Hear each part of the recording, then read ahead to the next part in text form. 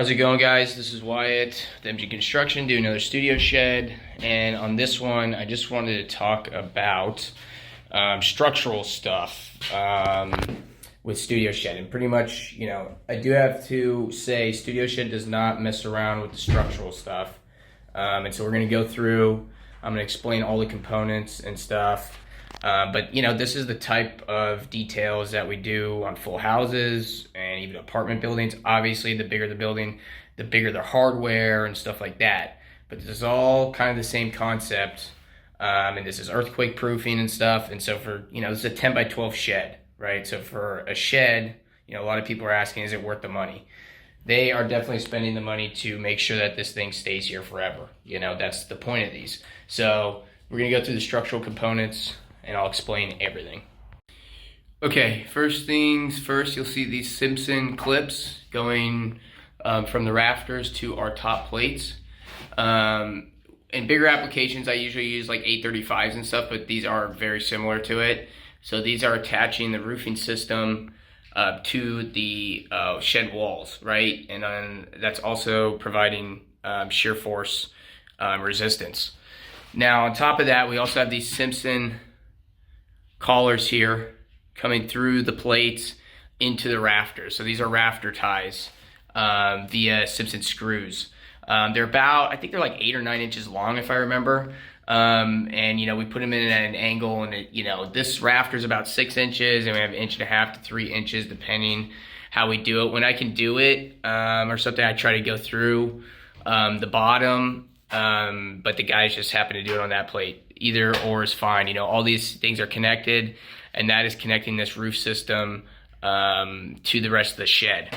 Okay, and then right now we're going to kind of talk about shear walls, because this is sheared and sheeted with Zip System Strut 1 panels. Okay, so Structural 1 is usually what we put up in shear wall applications.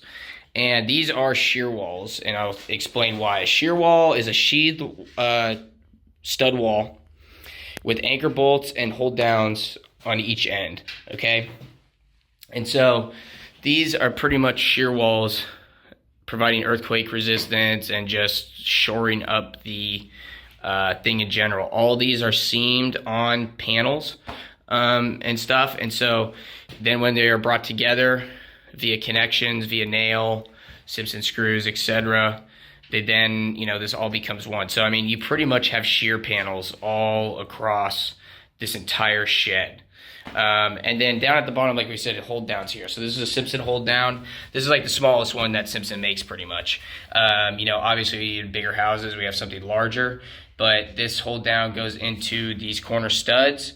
And pretty much that is then holding this stud down to the plate. And then these anchor bolts, these are 1/2 inch Simpson anchor bolts. They're Titan bolts, so you pre-drill. I'll probably show some footage if I have it. You pre-drill the hole, and then you take big 1/2 inch impact and you impact it down. It has a washer on here, and then that holds your sill plate to our foundation, right? We did a concrete foundation here with rebar, and the whole 9 yards, right? Just like any slab in a house. And then we have everything anchor bolted down. Here here, this is a sill seal. This is for water, etc. Obviously, the pad ends right at the other side of this plywood here, so water should not come back here. But we still have seals on everything. But structurally, this is what we're talking about. We have full headers in here, just like anything with a house. The design's a little bit less than a house, right? We have 24-inch on center studs and stuff, but it's the same structural concepts. And so for a shed, this is definitely going above and beyond, but again, it's worth it. We're spending the money here. This is why we put this stuff in.